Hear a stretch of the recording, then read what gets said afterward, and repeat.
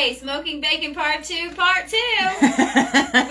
did a video and we didn't have any volume, so hopefully we've got some volume right now. Okay, so we did smoked our bacon. We showed you guys how we made a packet with wood chips, and that smoked the bacon, and we actually put on some liquid smoke. Nope, look, there we are. We have volume. There we are. And we put some liquid smoke on there. We did maybe 5 or 6 rounds of this awesome bacon, and they have now been seal-mealed into beautiful single-serve packages. Now I want to show you guys what we use to look at that. Beautiful. To store our bacon. Now we store our bacon frozen in the freezer because that's what we do. And I want to show you guys, we use a food saver, not a seal-meal, because we're, I guess, we upgraded. Modern. Michelle just got this fancy box of seal-meal roll. We keep calling it. We can't. There's 2 brands. There's Seal-A-Meal and there's Food Saver. And then there's other brands. But we had a Seal-A-Meal. It's a vacuum seal. Whatever. They're vacuum sealed bags. So if you've never used this before, I'm sure most of you have. You take your piece of meat, and then you need about 3 inches. I have way more than 3 inches, but it's not going back in. So we're just gonna go ahead and slice there, and we're gonna make a bag. This is so exciting. So we're gonna take our food saver, not seal-a-meal. We're going to now you just put it on the edge there. Just put it on the edge there, and you usually kind of got to close it. Make sure you're on the edge, and then you lock it. And I didn't do the first round. So. Pro tip. We had our Seal-A-Meal for many, many years. I think my grandmother was still alive when we got it, so over 15 years ago. So and we're making a bag. Go ahead. If your gasket, if your machine stops sealing, your gasket probably just needs to be greased. I think you can replace these, but I just greased it, and it brings it back to life. Yeah, that was pretty cool because it was not working. So we're going to I'm just doing this as an example because we're going to fry up this piece. So this is, Leah, you're wasting plastic. Yeah, kind of am. But it's not. It's for demonstration. So you kind of bend it over because it's going to suck it up. I got my pan heating. It's going to suck this puppy dry. And another tip when we were doing our bacon, so I want you to picture lots and lots of grease everywhere. It is helpful, but not necessary, because you can refrigerate it first. You can seal wet things, I guess, kind of moist things, not wet, but moist. It's helpful to refrigerate or freeze, and then that fat kind of solidifies, and you don't have to work with a greasy mess. So you're seeing the non-greasy mess, so it's definitely sanitized. So on our other one, you had to press but now down you hard. Lock it closed. So now you just lock it, and then you hit the button. And there it goes. We're sucking. And you can hear it. It starts to get to the end. And it'll seal in a minute.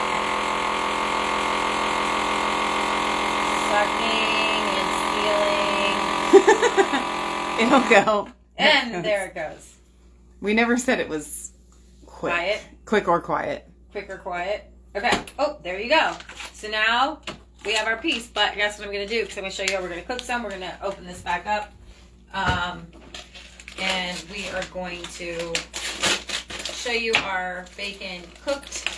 Because our bacon is a little bit different. Michelle, I don't know if you want to try to explain it. But when you make homemade bacon... it's more tender. It is. It's more tender. So it doesn't have that same crunchiness. Mm-hmm. It still crunches. It's just more of a soft crunch. Mm-hmm. And if you go to a gourmet farm fresh restaurant, you're not going to get that kind of crispy bacon. Mm. Nobody's homemade bacon does that. Mm.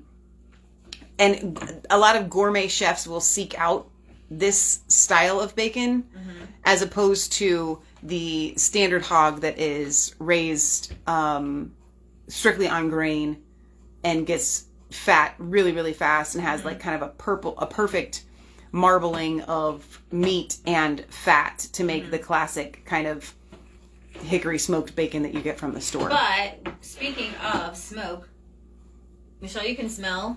It smells amazing. It's got some smoke there. Oh yeah, it's Definitely delicious. smoked Yeah. bacon. Now, Leah, for anybody that may have missed our actually curing of the bacon, because that's actually everyone missed it because we haven't posted the video yet. Oh, okay. How did we get to this stage? Okay, so we do have this on video, so we'll show you guys soon. We use nitrates in ours. There's a recipe, so we used a recipe that includes salt, nitrates, I think it was some maple syrup or molasses. I'm thinking one of them. And then spices. And some spices. I can't remember what spices we use in our bacon. But this bacon is going to crisp up a little bit different than... And you also, because of the piece that you had there, you didn't have one of these kind of standard, let me put this in front of the camera, this standard size, bacon size. Normally like with this, we can get actual bacon slices. Sure. You have bacon hunks. I do, and we do sometimes, sometimes we do actual bacon slices, but most of the time we're kind of doing a little... Like our bacon is definitely chunkier because we're slicing by hand. It's the thicker, but it looks like an actual piece of bacon. Yeah. These are just because of the nature of the size of the little piece that you chose for our example here. Yeah. Tonight. Well, you came to example class. You did come to. You wish you came for taste testing class. You wish you were here. Well, and so Leah, while that's cooking, do you want to show them the smoked lard? Yeah, let's show them the smoked lard. So I wanted to also say, some people make what's called lardo, and some of these pieces are going to be actually kind of lardo, which is kind of more of the back fat with less meat. You can see some of these pieces have good ribbing of meat in them, and some of them are just kind of fat that's been cured. And not only does that make for like really crispy, chunky, flavorful, like a crackling, but it also the grease from it we save. Not ashamed to show you. Well, that's just regular old bacon grease. This is our bacon grease that we save. So whatever's cooked from here will be saved. And what we have taken to doing is, once we are smoking our bacon, we will actually save... Well, that's sealed. Don't open it. Are they all sealed, though? That one's not. You can open that one. Oh, it was. Well, kind of. Oh my gosh. So Leah, explain to them why it's different than bacon grease. So this is coming straight off of the grill. So it's coming off of the smoke grill it's really condensed. Well, I think I can explain it a little bit better. So, when we saved this. Oh, I wish I had smell-o-vision. When you are rendering lard off of your pig, you cut it into chunks, and then the fat falls off, and then you're left with what we call cracklings. Mm-hmm. Okay? When you make bacon, you're essentially at the kind of crackling stage already, and so the fat that you get off of that is a fat that melts at a higher temperature and longer cooked. So the fat that comes off of the bacon when it's being cured the first time to create this is that same type of lard type fat that comes from outside of the pig. So this is the stuff that's just going to kind of drip right off because it melts at a lower temperature and it falls off of the bacon. So this, at some point, this jar, and on this when we were cooking these bacons, they were much bigger. And so the fat that has come off of that is seasoned and then now also smoked. So we invented this, not that we invented it, but no one else has ever referred to it or even told you to keep it. But we render our lard, and then we were like, wait a minute, after tossing it for the first couple of years of making bacon, we were like, why are we tossing this? We should save it. It tastes amazing. And I'll tell you that I have some recipes that I use this in that, like, this is gold. Like, I always think to myself, if I was a chef, I'm going to turn the camera back on Leah. If I was a chef at a fancy restaurant, I would pay big money for the smoked lard because it adds so much flavor as a fat for cooking. Like, I make this incredible chicken, cream of chicken soup that when I start the roux out, I use the smoked lard as the fat for my roux, and it just takes it up 20 levels. 20 levels. Not 1, not 2, 20, guys. Now, Leah's cooking this a little bit faster than I like to cook it, just so that it gets done and you guys can see it. But it doesn't, it ends up the same color, usually. But it always ends up looking like it's burnt, but it doesn't taste burnt. I don't know how to explain that to you, but especially on camera. All homemade bacon does this. Yeah. Let me get when you're really close. cooking. You just moved. When you're cooking, pulled my plate away. There you go. Now those cooked up really, really tiny because, like I said, we started off. Leah used a little tiny piece just as our little example. Yeah. And it's kind of like a hunk.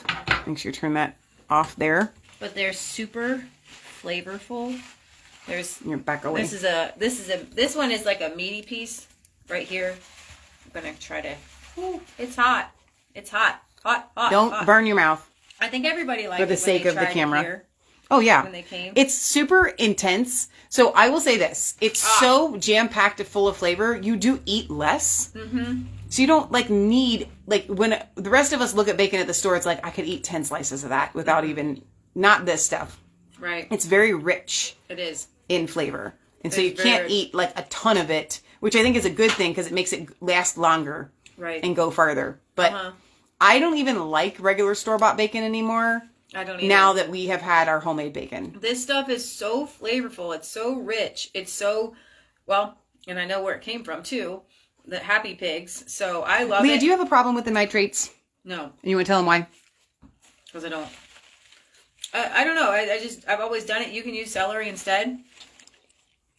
This is really good. It's not like we're overdoing it. It's just like it's a naturally occurring thing. So, it is really good. This is the first that I'm tasting of this year's bacon, and it's delicious. It's delicious. It's Renee so says, good. thank you, ladies, for all you share. Y'all are awesome. Cincy girl, giving loves. Keep on. Love y'all. That's awesome, Renee. So this Clint says, yum. It is really yum. But I do recommend you guys, if you can, get a slab of bacon belly fat from your butcher, and you can try make your own yourself. bacon. Yeah. Look up some good recipes of making bacon. You can use your own homemade smoker. You'll see in part 1, I'm not throwing this on the grill for all of the grease to drip. No. That's why we collect it. If you show the pan behind there, I put giant slabs and pieces in this. I will put this, part 1, you saw this. I will put this on the side of the grill that does not have heat. That's more like this. And then I will let the bacon smoke. And then that's when we take the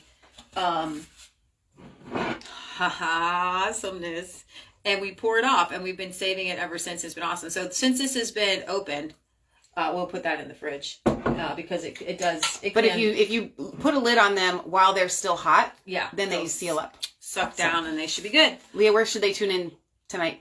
In like 7 minutes. Join us in 7 minutes. We are going to do a pre-show for the pre-State of the Union. It's not a State of the Union. It's not a joint address to Congress.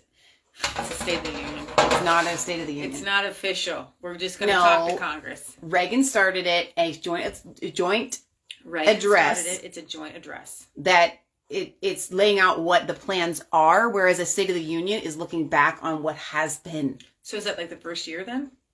Is the first year? It's only been 6 weeks. No, the first year of presidency. Like, will he do a State of the Union next year? He'll still do a State of the Union later this year. Oh, it's normally like around February, isn't it? I guess so, but I think so. Maybe not. Maybe it will be in a year. But, all right. So we'll see you guys just a little bit. We're gonna joint address. Patriot Gallery says smells delicious, but I can't eat it because I don't have a gallbladder. Cutting the fat and pork unintended. What? What do you mean, Mom? Unintended. No, she fat and pork. She really can't eat the bacon. I get it. The pork. Oh, in Congress. Oh, that was funny. That was a pun. In Congress. That was punny. In your house. That's good. Okay, we'll see you guys in a little bit.